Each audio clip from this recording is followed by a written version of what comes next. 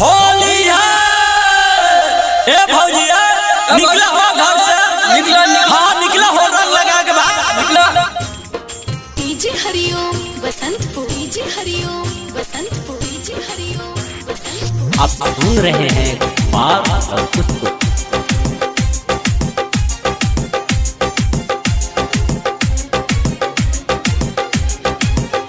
अब चढ़ गईल होली तनी खोलो ना चोली काहे जालू शरमाई हो ए भतीजवा के माई हो फिर आओ रंग लगाई हो ए भतीजवा के माई हो। अब चढ़ गईल होली अपन खोलो ना चोली काहे जालू शरमाई हो ए भतीजवा के माई हो फिर आओ रंग लगाई हो ए भतीजवा के माई हो। DJ Hariom Basantpur, DJ Hariom Basantpur, DJ Hariom Basantpur, DJ Hariom. Mix by Deepak Snehi.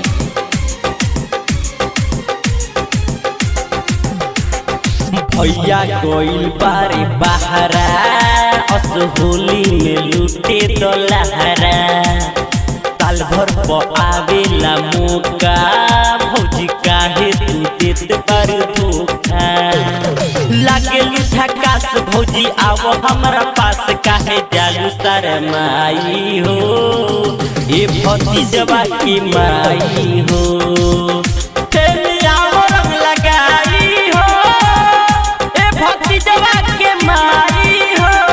DJ Hariom Basantpur, DJ Hariom Basantpur, DJ Hariom Basantpur, DJ Hariom. Mix by Deepak Snehi.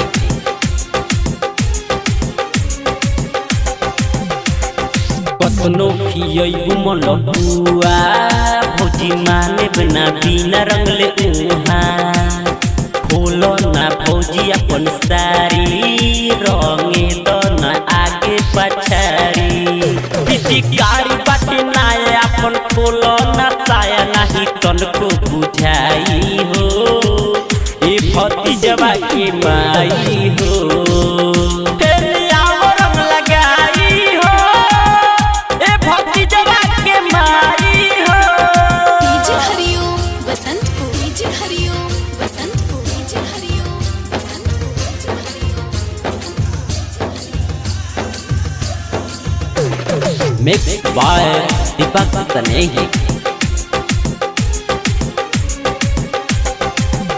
कुमार लौकू से खेलो ना होली अस होली में केहू ना बोली राजू रंगल चाहेला चोली हेने आवो ना भौजी तनी टोली कहे डीजे रवि हम रंगम सभी काहे जालू शरमाई हो ए भतीजवा के माई हो फिर आओ रंग लगाई हो ए भतीजवा के माई हो।